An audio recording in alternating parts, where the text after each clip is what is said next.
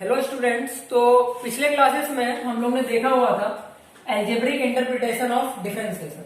तो आज हम लोग देखने वाले हैं ज्योमेट्रिकल इंटरप्रिटेशन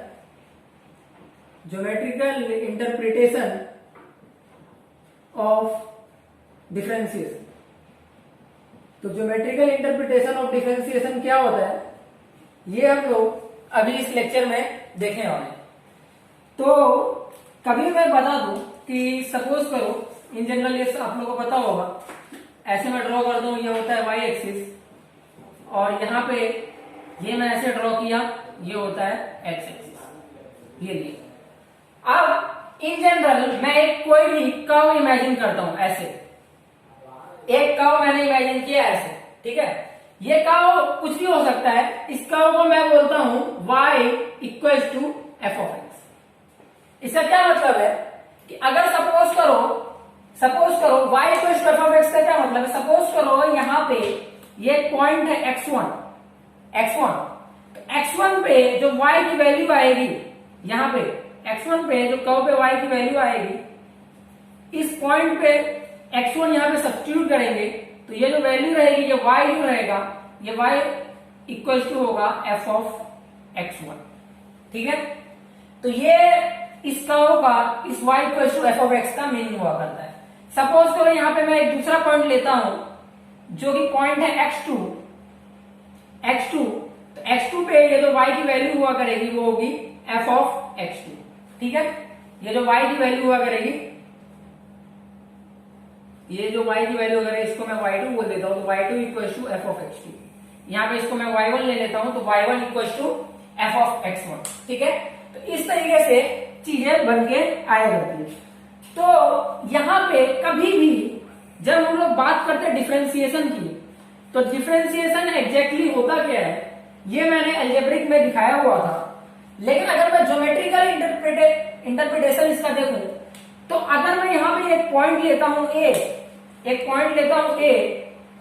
ठीक है, और एक पॉइंट लेता हूं यहां पर B, इसका हो गया। मैंने एक पॉइंट लिया A, तो A सपोज करो यहां पे पॉइंट है X पे, और इससे थोड़ा और डिस्टेंस में जाकर के, डेल्टा X डिस्टेंस जाकर के मैं दूसरा पॉइंट लेता हूं X प्लस डेल्टा X, ठीक है। तो इस X के करस्पॉन्डिंग कुछ Y होगा। इस x से करस्पॉन्डिंग ये जो डिस्टेंस है, इस डिस्टेंस को y बोला करते हैं, इसको क्या बोलते हैं x, ठीक है। तो इस x से करस्पॉन्डिंग y हुआ करता है। तो इस पॉइंट को कैसे रिप्रेजेंट करते हैं, x, y। वैसे ही अगर मैंने x में चेंज किया है डेल्टा x का, अगर x में मैंने डेल्टा x का चेंज किया तो y में भी कुछ चेंज आएगा। सपोज करो डेल्टा y, तो ये जो पूरा पॉइंट हुआ करता है, ये यहां से यहां तक का ये y हुआ, और इसमें कुछ चेंज आया, कितने का चेंज आया, डेल्टा वाई का। तो ये पूरा डिस्टेंस हो गया डेल्टा वाई। तो बी पॉइंट की बात करूं तो बी पॉइंट क्या हो जाएगा, x plus delta x comma y plus delta y, ठीक है। तो इस हिसाब से अगर मैं इस जो ए बी पॉइंट है, ए बी पॉइंट से अगर मैं एक लाइन ड्रॉ करता हूं, ए बी ये वाला, ये लाइन ड्रॉ करता हूं, ये जो स्ट्रेट लाइन है, तो स्लोप ऑफ ये जो लाइन है ए बी किसी भी कर्व में, कुछ और बातें ध्यान में रख लो कि अगर कोई लाइन, अगर ये सपोज करो सर्कल भी एक कर्व है, अगर कोई लाइन इंटरसेक्ट करता है, यहां पे सर्कल को इस लाइन ने इंटरसेक्ट किया, तो वो इंटरसेक्ट जो करता है लाइन उसको बोलते हैं सेकेंड, और जो टच करता है, सपोज करो कोई टच करके गया, टच करके ऐसा एज्यूम करो इसने टच किया, टच करके गया, उसको हम लोग बोलते हैं टेंजेंट, ठीक है। जो इंटरसेक्ट करता है उसको बोलते हैं सेकेंड, जो टच करता है उसको बोलते हैं टेंजेंट।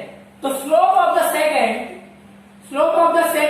ए बी स्लोप किसके इक्वल होता है, y2 minus y1 upon x2 minus x1। ये 10th 9th क्लास में तुम लोग ने पढ़ा होगा कि slope of the any line is equal to y2 minus y1 upon x2 minus x1। तो अगर मैं यहां पे B पॉइंट को x2 y2 लेता हूं, x2 y2, और A पॉइंट को यहां पे मैं लेता हूं x1 y1, तो y2 किसके इक्वल होगा, y plus delta y minus y1 किसके इक्वल है y, तो ये अपॉन x2 किसके इक्वल है x plus delta x minus x, ठीक है। तो ये बन के आया करता है delta y by delta x, ठीक है। अब मैंने बोला था कि ये जो फंक्शन है, ये फंक्शन क्या है, y equals to f of x, y equals to f of x. तो delta y by delta x जब मैं लिख रहा हूं तो y प्लस डेल्टा y की वैल्यू क्या है, y प्लस डेल्टा y की वैल्यू क्या है, f of x plus delta x, और इसकी वैल्यू क्या है, x कॉमा y की वैल्यू क्या है, एफ ऑफ x। तो y प्लस डेल्टा y हो जाएगा F of x plus delta x minus y की वैल्यू है f of x upon delta x। तो इस तरीके से ये जो सेकंड है AB का स्लोप बन के आता है f of x plus delta x minus F of x upon delta x।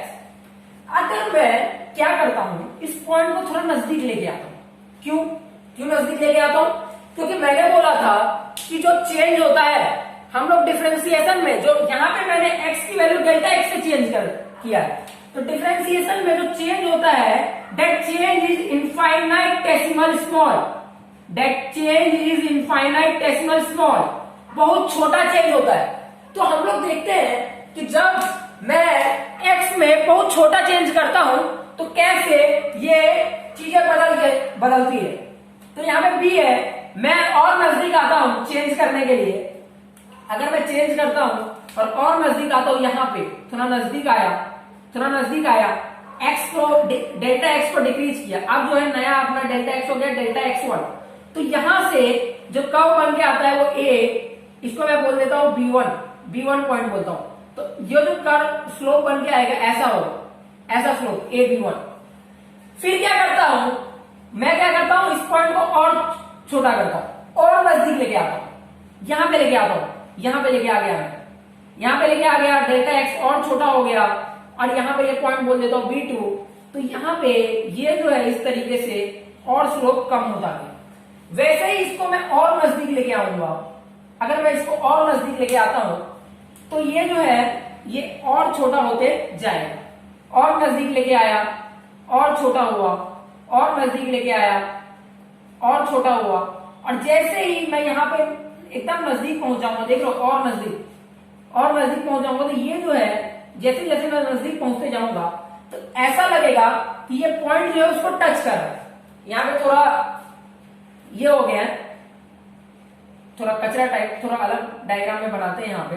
तो जैसे मैं सपोज करो यहाँ पे है ये कर्व और ये एक पॉइंट है और इसके बहुत नजदीक पॉइंट, इतना नजदीक पॉइंट जो नजदीक पॉइंट में इमेजिन भी ना कर सकूं, एकदम छोटा पॉइंट, इस पॉइंट से एकदम छोटा पॉइंट में मैं जाऊंगा एकदम बहुत नजदीक, और यहां से मैं यहाँ पे ड्रॉ करता हूं तो ये किसकी तरह दिखेगा, ये किसकी तरह दिखेगा, टेंजेंट की तरह।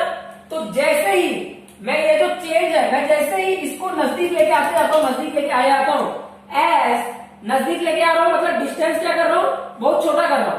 तो as delta x approaches to zero, the slope of secant AB becomes the slope of, इस बात को सोचना, the slope of tangent at A।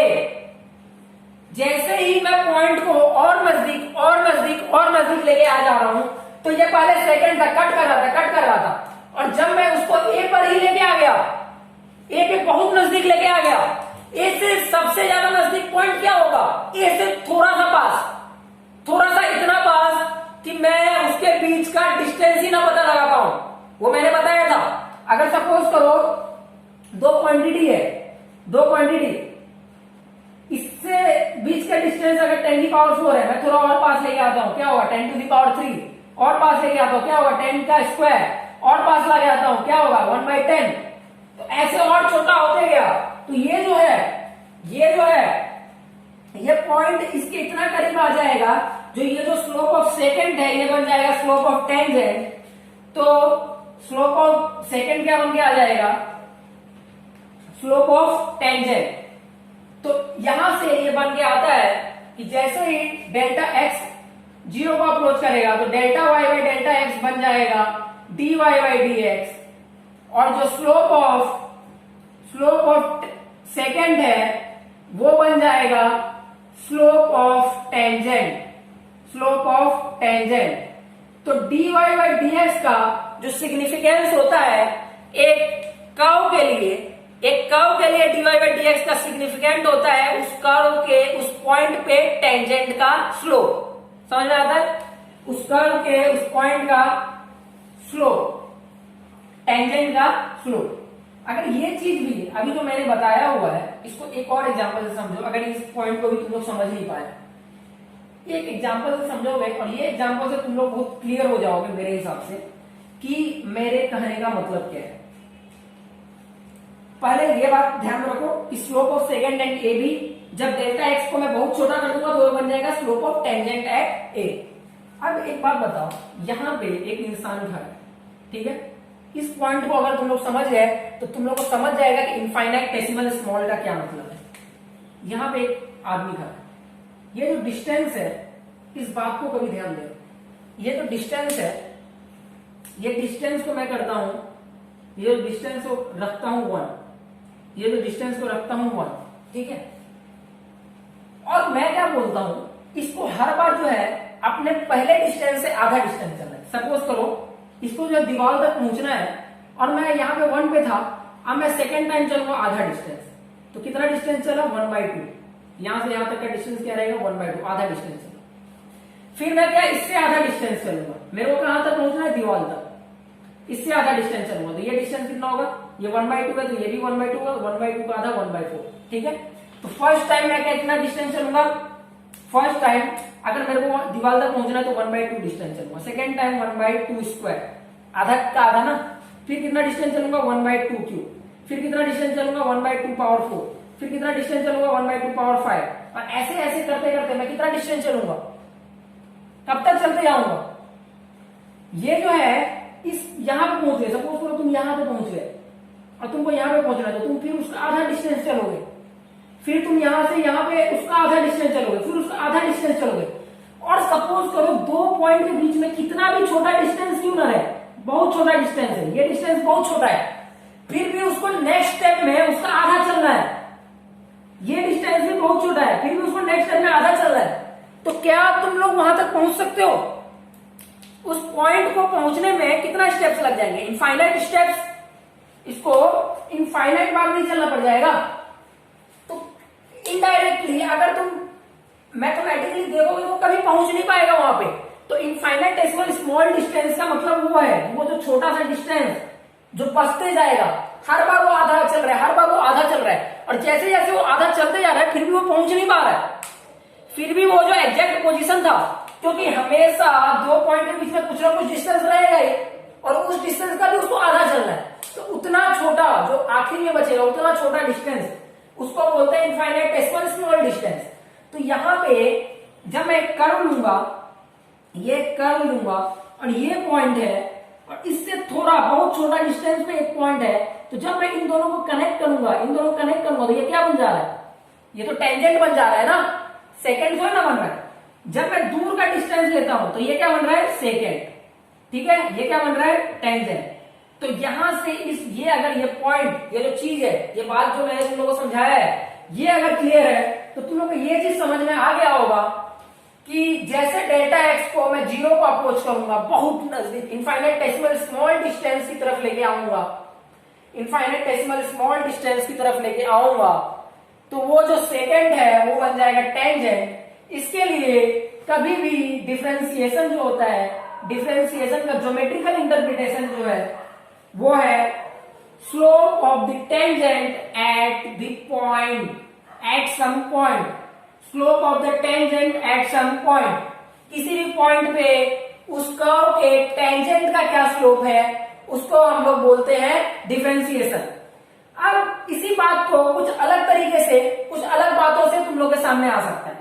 अगर कभी भी क्वेश्चन बना डिफरेंशिएशन पे, तो या तो पहला बात ये बोलेगा फाइंड डिफरेंशिएशन, ये पहला टाइप का क्वेश्चन तुम लोग से पूछ सकता है, फाइंड डिफरेंशिएशन।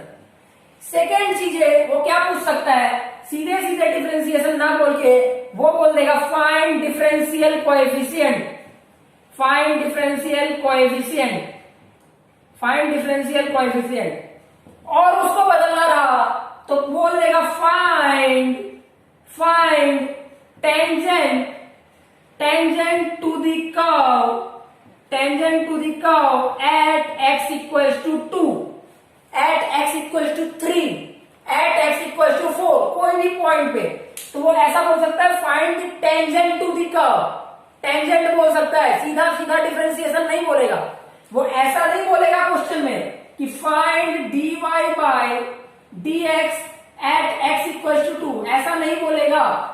ऐसा नहीं बोल के वो बोल देगा find the tangent to the curve. और अगर तुम लोग को geometrical interpretation of differentiation clear नहीं है तो इस बात को हवा नहीं लगेगी, ये बात तुम्हारे समझ में नहीं आएगा और क्वेश्चन छोड़ के आ जाओगे, क्वेश्चन गलत करके आ जाओगे और एग्जामिनेशन में सिलेक्शन रुक जाएगा। तो ये बात बहुत क्लियर होना चाहिए कि फाइंड द टेंजेंट, डिफरेंशिएशन क्या होता है, tangent to the curve. Fourth type का जो क्वेश्चन तुम लोग से पूछ देगा, मैंने क्या बोला था, स्लोप। टेंजेंट जो है, slope of tangent, slope of tangent को, स्लोप को एक और टर्म यूज किया जाता है ग्रेडियंट, एक और टर्म से स्लोप को रिप्रेजेंट किया जाता है ग्रेडियंट। तो तुम लोग को ऐसा बोल सकता है find gradient of the curve, gradient of the curve at x equals to 3। तो इस तरीके से क्वेश्चन आ सकती है। पहला चीज क्या पूछ सकता है, डिफरेंशिएशन। दूसरा चीज क्या पूछ सकता है, फाइंड डिफरेंशियल कोएफिशिएंट। तीसरा चीज क्या पूछ सकता है, find the gradient of the curve. चौथा क्या पूछ सकता है, फाइंड स्लोप ऑफ टेंजेंट। तो इस तरीके से सवाल बन के आ सकता है। या फिर तुमसे पूछा जा सकता है कि फाइंड f डैश ऑफ 3, या तो पूछा जा सकता है फाइंड f डैश ऑफ 4। इसका भी मतलब यही है, dy by dx at x equals to 4, dy by dx at x equals to 3। तो इस पे हम लोग आगे ज्योमेट्रिकल इंटरप्रिटेशन सिंस हम लोग पढ़ लिए, तो इस पे मैं आगे कुछ क्वेश्चंस लेके आता हूं। तो पहले क्वेश्चन के साथ हम लोग समझते हैं, तुम लोगों को काफी अच्छे से क्लियर हो गया है कि क्या डिफरेंशिएशन होता है, कैसे डिफरेंशिएट किया जाता है। तो फर्स्ट क्वेश्चन मैं यहाँ पे लेके आ रहा हूं। फर्स्ट क्वेश्चन है find the gradient, find the gradient of the curve y equals to x square plus 3x plus 2 at x equals to 3, at x equals to 3। क्या मतलब है, क्या मतलब है इसका, ग्रेडियंट का क्या मतलब है, differentiation dy by dx, dy by dx is the gradient, अभी बताया था। तो हम लोग को क्या निकालना है, उल्टे तरीके से पूछा है, हम लोग को क्या निकालना है, dy by dx, dy by dx निकालना है। तो dy बाई dx निकालते हैं, तो dy बाई dx क्या होगा, x स्क्वायर का डिफरेंशिएशन 2x, 3x का डिफरेंशिएशन 3, 2 का डिफरेंशिएशन 0। तो dy बाई dx बन के आ गया 2x plus 3। Since dy by dx निकालना है x equals to 3, so put करते हैं x equals to 3, x equals to 3 put करते हैं 2 इंटू 3 प्लस 3, इसके इक्वल आ गया 2 into 3 6 plus 3 which is equals to 9। तो इस तरीके से क्वेश्चन बन के आ जाया करता है। तो ऐसे हम लोग क्वेश्चन किया जाता है। क्वेश्चन नंबर सेकंड में देता हूं थोड़ा अलग तरीके से, फाइंड, सब टाइप से बोल देता हूं, find the slope of tangent to the curve y equals to x plus 1 by root x, y equals to root x plus 1 by root x at x equals to 4, at x equals to 4। ये question मैंने दो purpose से लिया हुआ है। एक ये purpose है कि इस क्वेश्चन में डिफरेंशिएशन को काफी मेथड से किया जा सकता है, एक नहीं 3-4 मेथड से डिफरेंशिएट कर सकते हैं। तो पहले मुझे डिफरेंशिएशन का कॉन्सेप्ट क्लियर करना है। दूसरा क्वेश्चन जो है स्लोप ऑफ टेंजेंट, उसके बाद x इक्वल्स टू 4 पुट करना, ये काफी आसान था। तो क्वेश्चन में पुट करना तो बहुत आसान सी चीज है। जो मेनली यहाँ पे मुझे डिस्कस करना है वो ये डिस्कस करना है कि ये जो क्वेश्चन मैंने दिया है y equals to root x plus 1 by root x, इसको मैं कितने तरीके से डिफरेंशिएट कर सकता हूँ। बहुत सारे मेथड इस पे मैं डिस्कस करूंगा कैसे कैसे डिफरेंशिएट किया जा सकता है। तो स्टार्ट करते हैं। मैंने क्वेश्चन लिया है y equals to root x plus 1 by root x, ये क्वेश्चन लिया। और हम लोग क्या फाइंड कर रहे हैं, slope of tangent. Slope of tangent क्या होता है, dy बाई डी एक्स। कहां पे फाइंड करना है, x इक्वल टू 4 पे। ठीक है, तो डिफरेंशिएट करते हैं, डिफरेंशिएट करते हैं और काफी सारे मेथड्स हम लोग देखेंगे। तो पहला चीज तो ये है, तुम लोगों को पता चलेगा कि क्यों मैंने बताया था दो चीजों को याद रखने के लिए। दो चीजों को याद रखने के लिए बताया था, क्या था वो चीज, 1/x का डिफरेंशिएशन होता है -1/x², काफी काम आएगा। √x का डिफरेंशिएशन होता है 1/2√x। ये दोनों बातें काफी काम आएंगी हर एक क्वेश्चन में, बहुत आसानी से करने के लिए ये बातें ध्यान रखना जरूरी है। तो dy बाई डी एक्स जब मैं निकालता हूं, लिखता हूं dy बाई डी एक्स, तो √x का डिफरेंशिएशन, √x का डिफरेंशिएशन बताया था अभी 1/2√x। अब 1/√x का क्या डिफरेंशिएशन होगा, डायरेक्ट तो मुझे नहीं आता है, डायरेक्ट नहीं आता ना, तो डायरेक्ट करने के लिए ऐसे सोचो, एक लॉजिक मैं बताता हूं। ये क्या है, 1/√x को तुम क्या देख सकते हो, 1/√x, बाय में क्या है, समथिंग है, 1/समथिंग, ऐसे ले लो 1/समथिंग। 1/समथिंग किसके जैसा है, किससे सिमिलर है, 1/x के। 1/समथिंग, 1/समथिंग का क्या डिफरेंशिएशन होगा, -1/समथिंग का स्क्वायर, -1/समथिंग का स्क्वायर इंटू समथिंग का डिफरेंशिएशन, इंटू समथिंग का डिफरेंशिएशन। तो मुझे क्या है, समथिंग यहां पे क्या है, 1/√x, तो 1/√x का डिफरेंशिएशन क्या होगा, माइनस 1/√x का स्क्वायर, -1/√x का स्क्वायर इंटू समथिंग का डिफरेंशिएशन, समथिंग का डिफरेंशिएशन, समथिंग का डिफरेंशिएशन क्या है, √x का डिफरेंशिएशन, √x का डिफरेंशिएशन क्या हुआ करता है, 1/2√x। तो इस तरीके से dy बाई डी एक्स बन के आ जाता है 1/2√x माइनस 1/x हो गया तो 2x√x, 2x√x। तो ये डिफरेंशिएशन बन के आ गया। जब मैं यहाँ पे x की वैल्यू 4 पुट करूंगा, x की वैल्यू 4 पुट करूंगा तो √4 क्या होता है 2, -1/2 इंटू 4 इंटू √4 क्या होता है 2।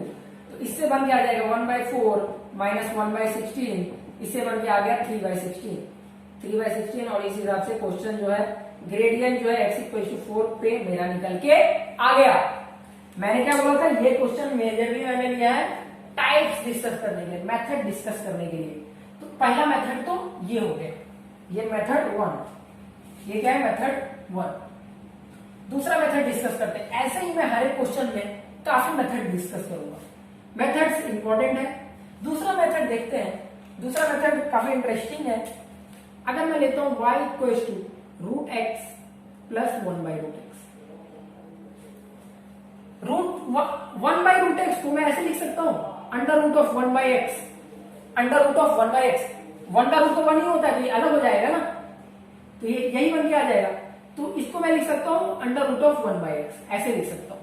ठीक है, अब डिफरेंशिएट करते हैं, डिफरेंशिएट करते हैं dy by d x equal to √x का डिफरेंशिएशन, √x का डिफरेंशिएशन 1/2√x प्लस ये चीज क्या है, पूरी की पूरी चीज क्या है, रूट में है, पूरी की पूरी चीज रूट में है। और मैंने बोला था रूट का डिफरेंशिएशन, रूट का डिफरेंशिएशन 1/2√x।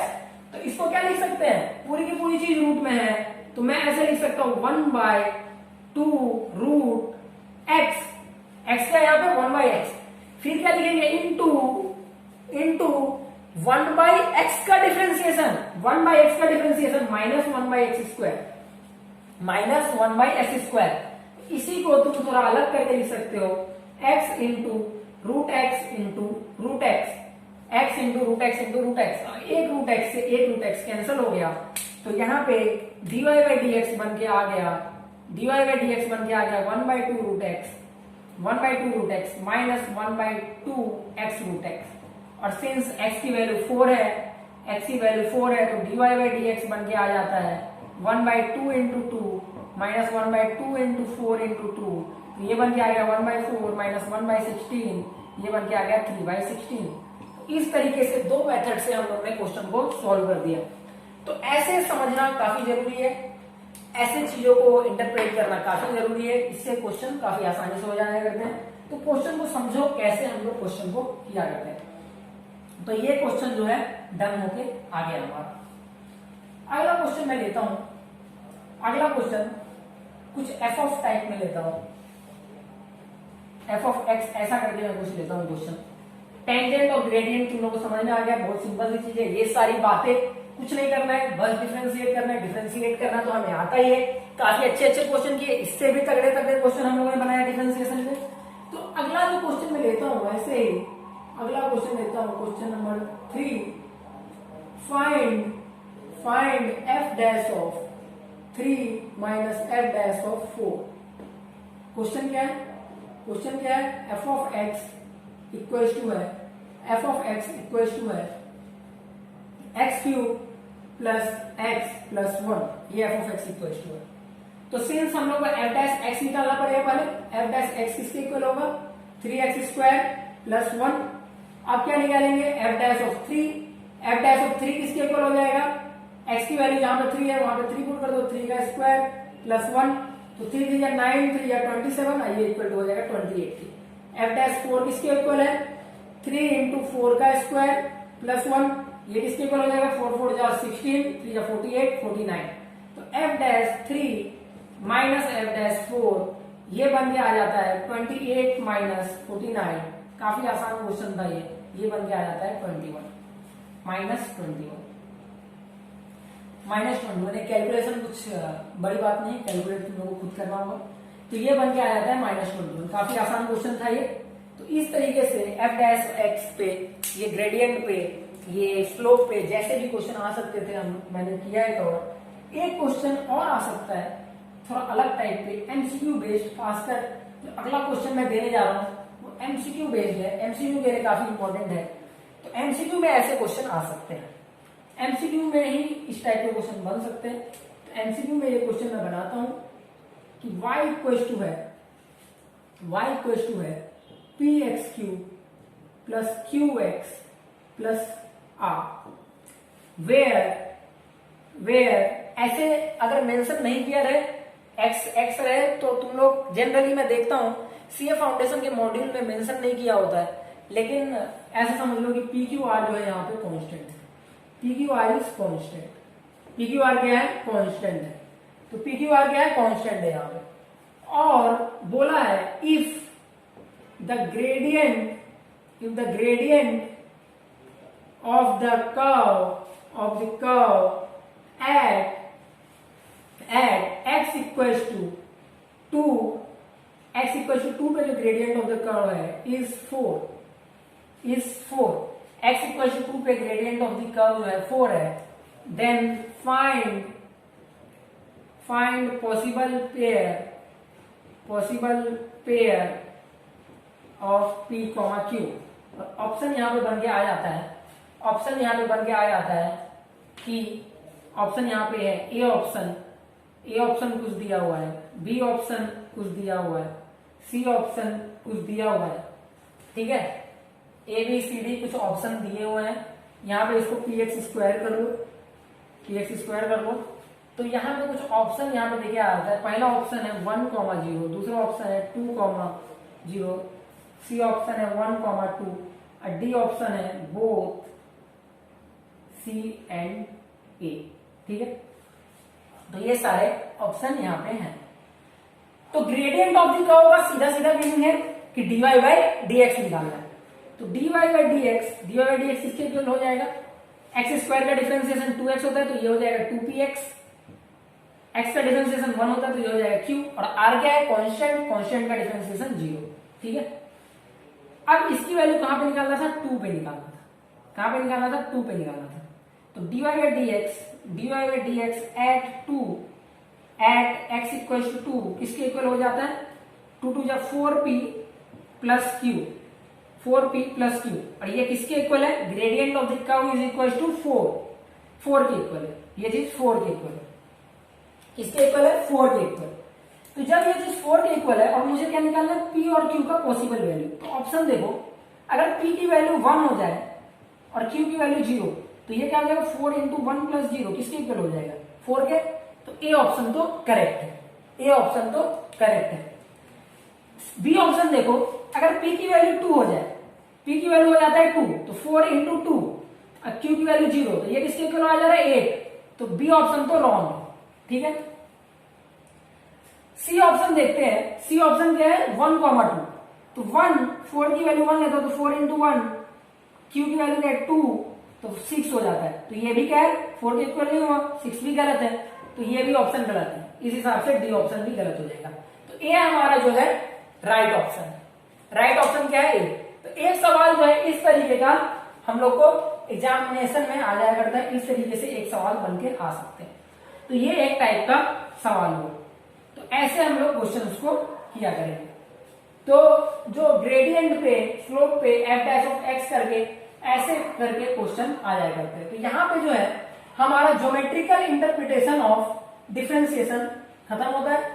आगे के लेक्चर में हम लोग इम्प्लिसिट फंक्शन क्या होता है उसको हम लोग पढ़ेंगे।